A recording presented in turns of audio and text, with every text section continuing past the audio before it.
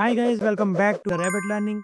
In the last video, we introduced functions and understood how they work. Now it's time to go deeper and explore how to pass data into functions using arguments. This is where functions become powerful and flexible. Let's create a new file called functionsarguments.py inside our functions folder and open it in Visual Studio Code. Let's say we have a function that adds two numbers. So def add a comma b, return a plus b.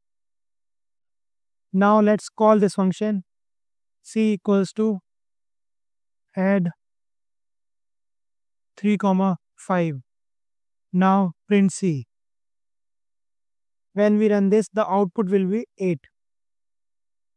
So what's happening here? 3 is assigned to a and 5 is assigned to b. The function returns a plus b, which is 8. The result is stored in variable c, which we then print. Let's clarify the terminology. Parameters are the variables listed in the function definition, which is a and b. And the arguments are the actual values you pass when calling the function, which is 3 and 5. So in this function, a and b are parameters and 3 and 5 are arguments. So there are many types of arguments in Python. Let's now explore that. Now make it more readable. X equals to a plus b and return x. So it is more readable. And if I print this, the output is 8. Now explore the three main types of arguments Python supports. First, we explore default arguments. In these arguments, default arguments have predefined values. Let's say we want to extend our add function to allow an optional value. So we can add plus and comma plus equals to 0.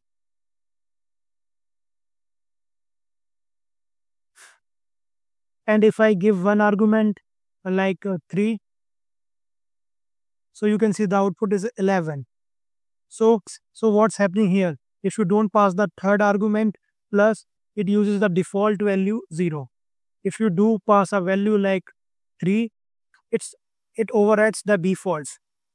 And now explore the keyword arguments. Keyword arguments allow you to specify the values by parameter name regardless of their position.